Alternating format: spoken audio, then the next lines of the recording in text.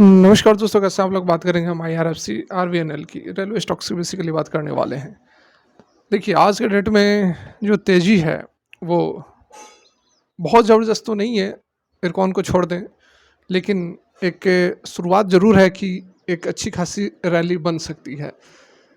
इससे पहले इसने जो IRFC की थी हम बात करें तो 195 194 के आसपास का इसने हाई लगाया था। उस समय ज़बरदस्त रैली बनी थी और ये बात है बजट के आसपास की, ठीक है, बजट के समय ही।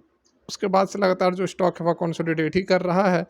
यहाँ पर आप देखो तो बात हो रही है जनवरी के आसपास की। जनवरी में ही इसने 194 का हाई लगाया था और उसके बाद यहाँ पर 4 महीने हो गए, 4 महीने से स्टॉक जो वो कंसोलिडेट कर रहा है, ठीक है। तो ठीक-ठाक यहाँ पर एक वैल्यूएशन पर हमें यह स्टॉक मिल रहा है। अब ठीक-ठाक वैल्यूएशन पर मिल रहा है, क्योंकि इससे पहले तो काफ़ी बड़ी रैली आ चुकी थी। स्टॉक लगभग 74-75 रुपए से सीधे 194 तक पहुँच चुका था। तो ये इस बीच में थोड़ी-सी वैल्यूएशन इसकी हायर साइड में चली गई थी। खबरों के कारण बजट वगैरह को लेकर खबरें आ रही थी कि अब बड़े एलोकेशंस होंगे वगैरह-वगैरह, हुए भी, लेकिन जो तेज़ी थी पहले ही आ चुकी थी। खबर को लेकर पहले ही मार्केट ने एंटिसिपेट कर लिया था और तेज़ी पहले आ चुकी थी। बजट आने के बाद फिर ये जो हुआ है आपके सामने है, ठीक है।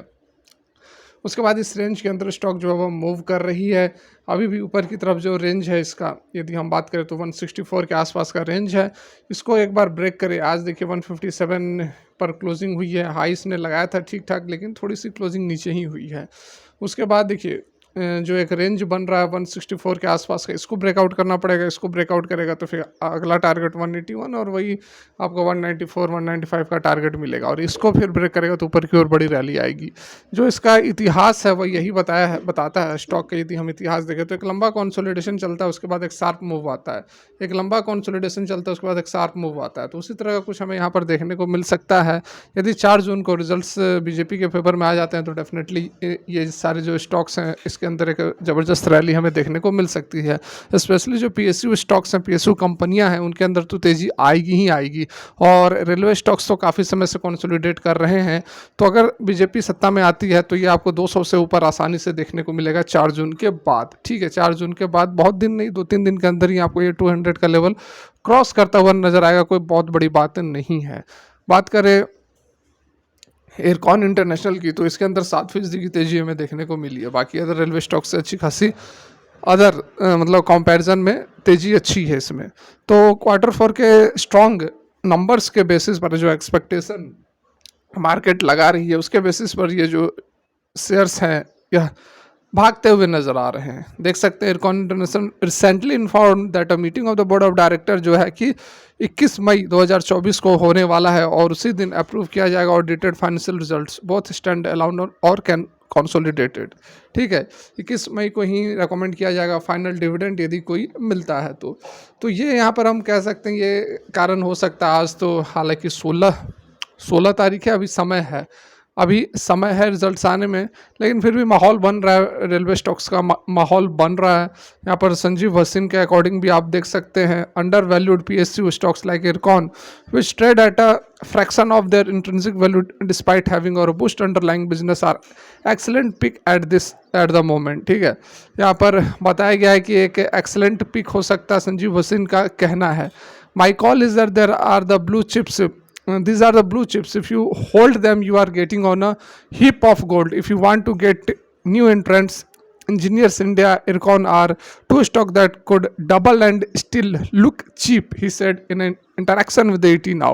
तो यहाँ पर बताया जा रहा है कि डबल होने के बावजूद ये स्टॉक्स जो है वो आपको सस्ते नज़र आ सकते हैं। डबल होने के बावजूद दो स्टॉक्स को बताया गया, इंजीनियर्स इंडिया और इरकॉन। उसके साथ में IRFC की यदि हम बात करें तो कल के डेट में ये तेज़ी बनी थी 7%। हर एक रेलवे स्टॉक्स के अंदर कल के डेट में ठीक ठाक तेज़ी थी। आज IRFC RVNL के अंदर थोड़ी सी तेज़ी कम रही। बाकी एयरकॉन के अंदर तो ज़बरदस्त तेज़ी, और एयरकॉन के बारे में तो हमने अभी बात किया ही है, ठीक है। देखिए ओसो कृष्णन जो कि सीनियर एनालिस्ट हैं, उनका क्या कहना है कि IRFC sustaining the cycle of higher highs higher lows on a cylinder time zone. Higher highs और हायर लोज जो फॉर्मेशन होता है वही बताया जा रहा है, अप ट्रेंड का एक इंडिकेशन होता है।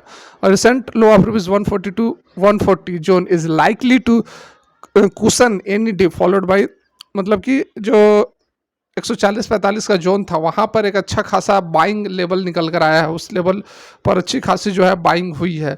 हायर साइड में वही बताया जा रहा है 160-62 को तोड़ता है तो ऊपर की ओर मूवमेंट हमें देखने को मिल सकता है, जो कि मैंने अभी आपको दिखाया, अभी चार्ट के माध्यम से दिखाया 160-62 का कैसे जो है एक रेसिस्टेंस का जोन बना हुआ है, कंसोलिडेट कर रहा है, उसी रेंज में ऊपर जाता है, वहाँ से नीचे आ जाता है।